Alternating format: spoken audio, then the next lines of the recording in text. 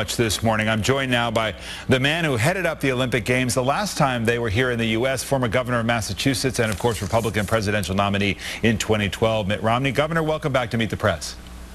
Thanks, David. Good to see you. I want to ask you about these security threats. Last weekend on one of the Sunday programs, the chair of the House Homeland Security Committee said about the games in Russia, he fears that something will detonate, something will blow up. Do you think the security concerns have been overblown?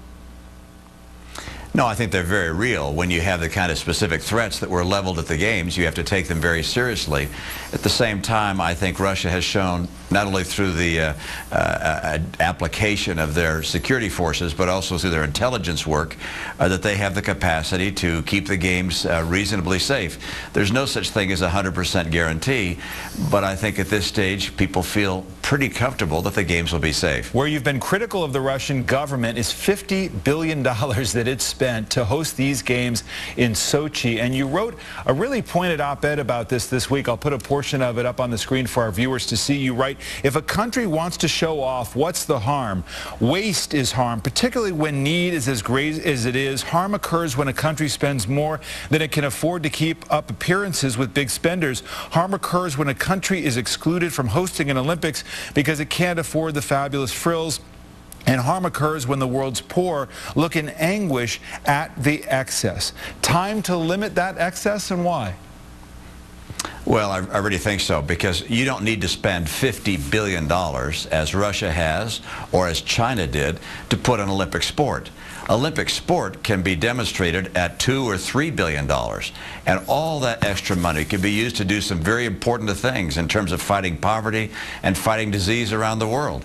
That's what we really ought to be using those resources for, as opposed to wasting them in many cases to show off a country, or I think more cynically, to show off the politicians in a country, and to take money from some people so that politicians can be puffed up and be shown around the world, I think is something which is very distasteful at a time when there's so much poverty and so much need.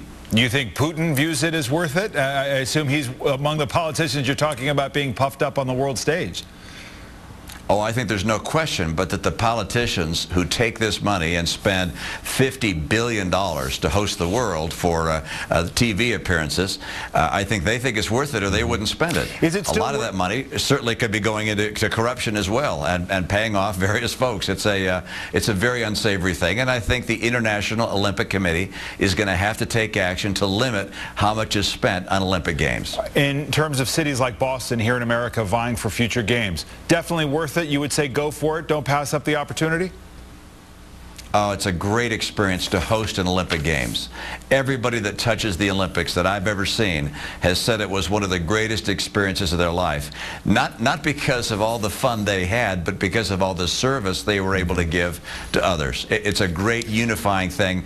Boston would love it if the games came home. Let me talk to you about politics, and of course the issue of gay rights around the world, particularly in Russia, has been a part of the backdrop of these games.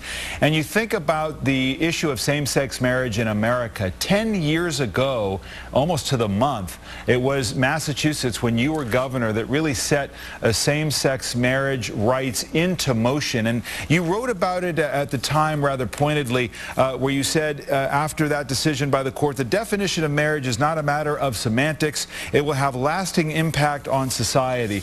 10 years later, as you've seen same-sex marriage now in 17 states in the District of Columbia, has it had a negative impact on society in your judgment? Well, I think marriage is a relationship between a man and a woman. And I think the ideal setting for raising a child is in a setting where there's a father and a mother. Now, there are many other different settings that children are raised in, and people have the right to live their life as they want to. But I think marriage should be defined in the way that has been defined for several thousand years. And if gay couples want to live together, why, that's fine as well. That's their right. But let me just follow up. Do you think it's actually had a negative impact on society that you have so many states now recognizing it? Oh, I think it's going to take a long, long time to determine whether having gay marriage will make it less likely for kids to be raised in settings where there's a mom and a dad. That's not going to happen overnight. It's something which happens over generations, in fact. And again, I think the ideal setting is where there's a mom and a dad that can invest their time and their resources in supporting the development of a child. As you look at the progression of this issue, as a Republican, do you think Republicans have lost the fight politically over this? You know, I don't know that you have to worry about who wins and who loses a particular fight. I think you stand for various principles. You communicate those to the American people, and they either support those or not. Sometimes, if something is lost, well, you move on to the next issue. You wish you'd have won that one, but you move on. I think in this case, it continues to be an issue that people find relevant and important, and it's something which is being considered in various states across the country. I do believe, by the way, that it's best decided by the people rather than by the courts. I think when the courts step in and make a decision of this nature, they're removing from the people something which they have the right to decide themselves. 2016 politics is a topic that keeps coming up for you. I'll ask about you in a minute, but I want to ask about the Democrats and the prospect of Hillary Clinton running. It's interesting. Senator Rand Paul, who may be a candidate himself, started on Meet the Press and has said it elsewhere that basically the Clintons should be judged on Bill Clinton, impeachment, his relationship with Monica Lewinsky. He called him a sexual predator. Is the prospect of a Hillary Clinton candidacy, should that be judged on the record, personal and otherwise, of Bill Clinton, do you think?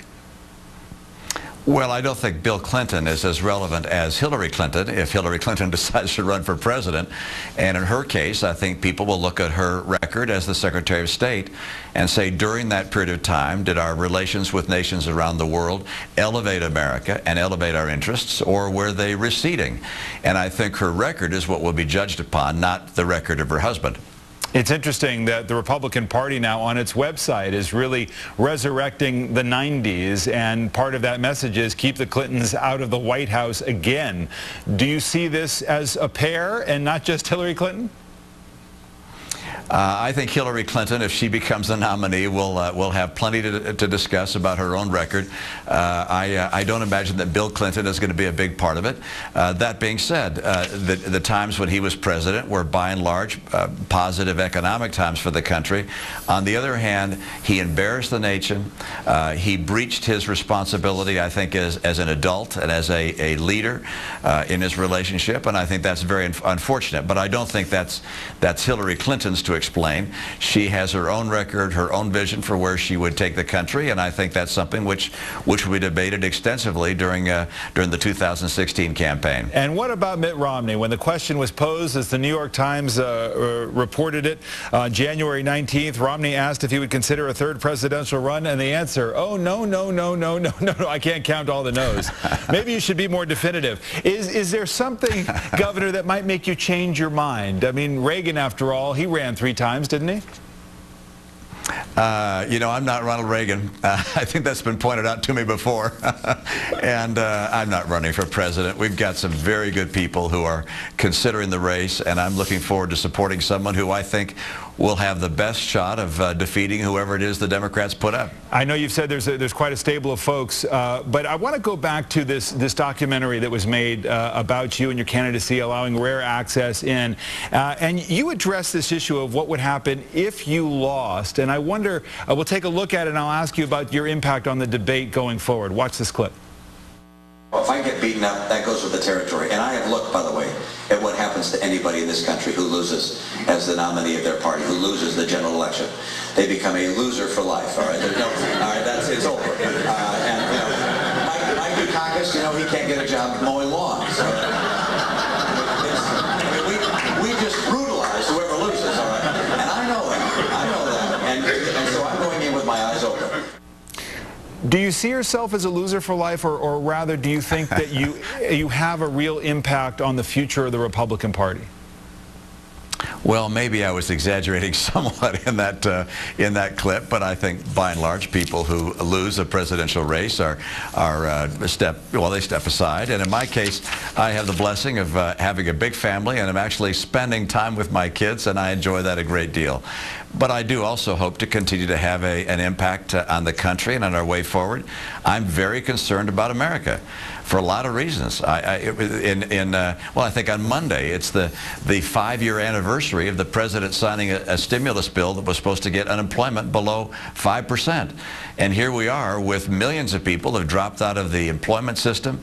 We're finding ourselves less competitive globally.